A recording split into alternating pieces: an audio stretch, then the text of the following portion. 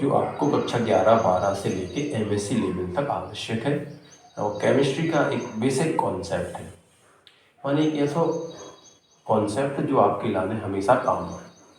Concept का है वो को कहे टॉपिक को इलेक्ट्रॉन विन्यास या इलेक्ट्रॉनिक विन्यास। अब इलेक्ट्रॉन विन्यास को अपन यदि सरल कर वो चाहें अपनी भाषा में तो वो अपन देखें तो में दो शब्द हैं, एक इलेक्ट्रॉन और दूसरा विन्यास।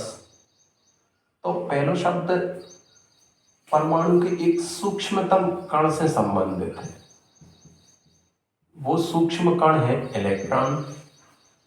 और दूसरा हिस्सा जो शब्द है वो है विन्यास। इसका अपन अपनी भाषा में यदि अर्थ लगाएं तो वो होता है इलेक्ट्रॉनों को जमावो या विन्यस्त करो या वितरित करो। अब अगला प्रश्न जब अपने दिमाग में आता है तो वो जवाब था कि आखिरकार इलेक्ट्रॉनिक विन्यास या इलेक्ट्रॉनों को वितरित अपन कैसे करें, कौन से नियम या सिद्धांत से कर। तो उसके लाने एक सिद्धांत अपन पढ़ा था आफ-बाव सिद्धांत।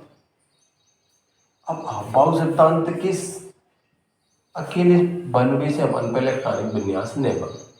अब कछु टॉपिक और यही से जुड़ी हुई पढ़ा, जैसे एक प्राकृतिक नियम,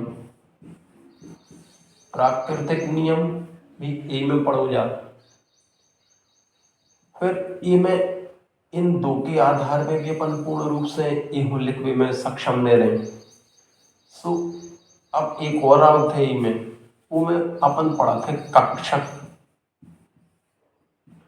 कक्षक के संबंध में अपन दो भाव पढ़ा थे, एक पढ़ा थे एक भरे होवे से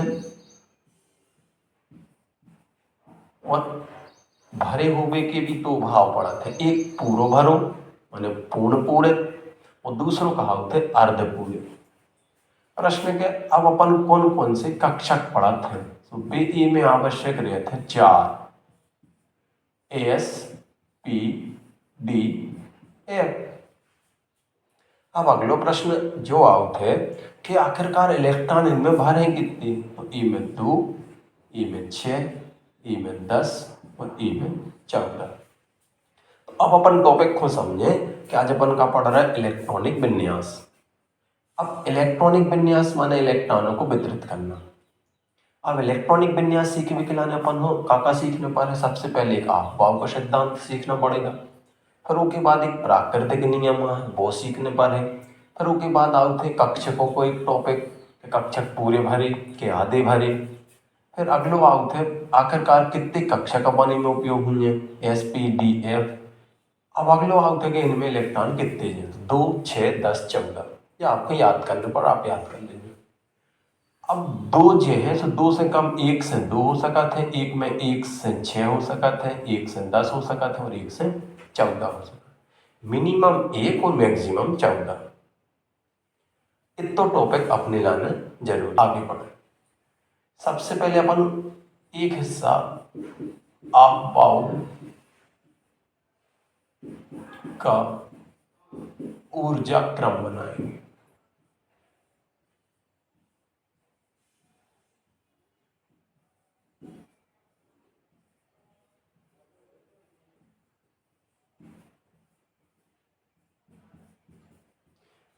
सभी के साथ ये अपन ने एक अलग से वीडियो में भी आफ-बाव को सिद्धांत पढ़ो, आपको में से भी एक हो पढ़ सका था, वे अलग से सिखाओगा कि आफ-बाव को सिद्धांत का है और जो इम्पोर्टेंट टॉपिक है इसे आपको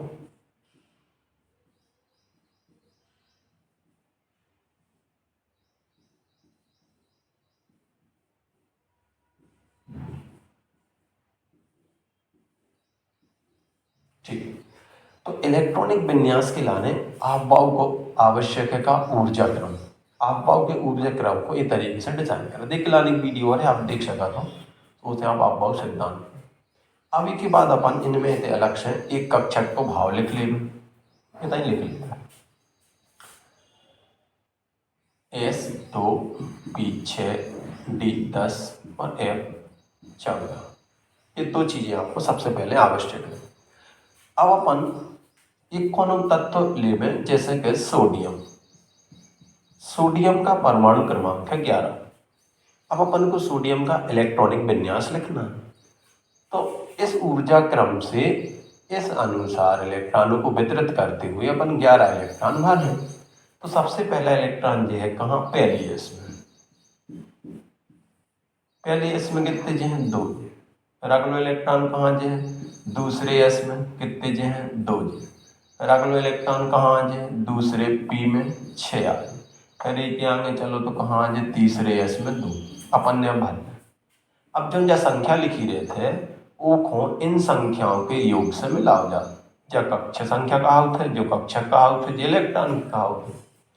तो इनको नहीं जोड़ने पर गड़बड़ हो जाए, सब बिगड़ जाए। इनको जोड़ने जो ऊपर लिखे इत है 11, इनको जोड़े 2 तो 4 6 10 और 2 12। अपन हो 11 चाहने थे, अपन हो 12 हो रहा है। अब अपन का कर है तो लास्ट बारी के लाने एडजस्ट करके 1 कर ले, 2 2 4 6 10 और 11। तो 11 इलेक्ट्रॉन इस तरीके से विन्यस्त हो जाते हैं।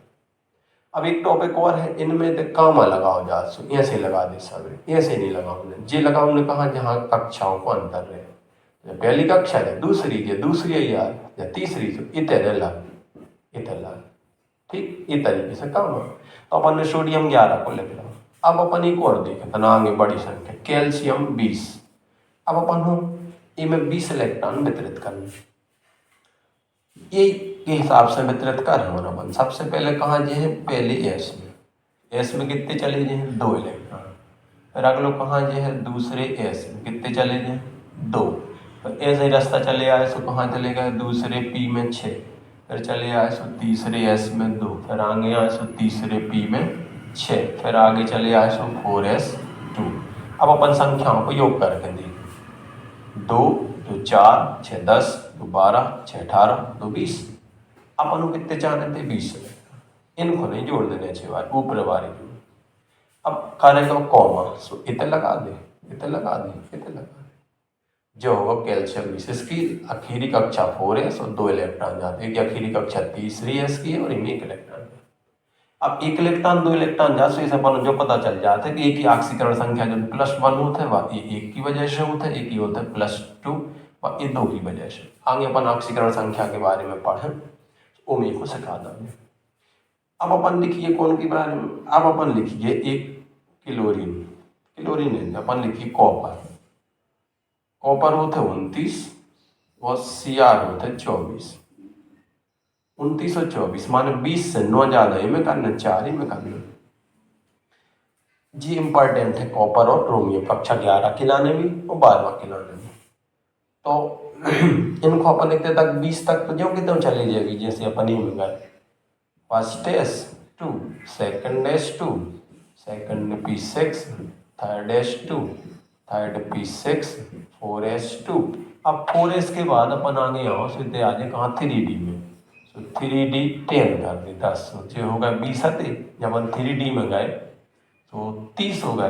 अपन कितने चाल है, 29, 2 तो 4 6 10 तो 12 6 18 तो 20 तो 10 30।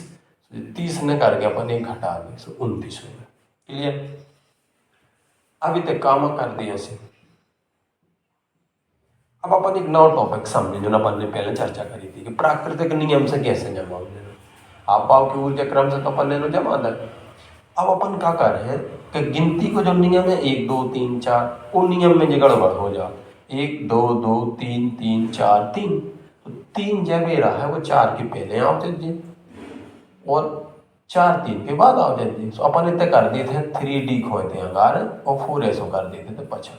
तो जो होगा प्राकृतिक नियम, मैंने आप बाव को ऊर्जा क्रम प्राकृतिक नियम हो जाए कक्षकों की क्षमता। अब ये कक्षकों से अपन ने पढ़ो तो पूर्ण और अर्धपूर्ण को, तो अब क्या करा था इनकी ऊर्जाओं का अंतर कम रहे से, तो d को 1 इलेक्ट्रॉन और ई में दे दो जा, सो जो हो जाता है 3d 10 और जो हो जाता है 4s1। इनके लाने d जब आधो भरो रहे थे तो 5 इलेक्ट्रॉन कहा उठे कि जब पूरा भरो रहे तो 10। प्रश्न के अब 9 भारी तो क्या है, तो जो कहा थे आंशिक, सो क्या करा थे आंशिक कक्षक का स्थायित्व तो कम रहे थे, सो पूर्व स्थायित्व तो ज्यादा रहे, सो पूरा भर दे। अब यस को इलेक्ट्रॉनिक कम हो जा, सो जो आधो भर जा, सो जो आधे और पूरे के आधार पर स्थायित्व हो जा, तो जो इलेक्ट्रॉनिक विन्यास ऐसोलिक हो जाए। तो परीक्षा में आओ थे कक्षा 11 की। अब 24 बारे में भी अपन का करें जो को तो लिखा जे केवल इतने हो जाएगा 3D में अपन ने तो नो करे थी।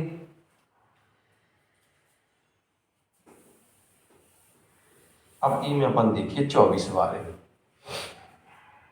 अभी में अपन कितने हो गए 2 2 4 6 10 2 12 6 18 2 20 और 20 और 4 24।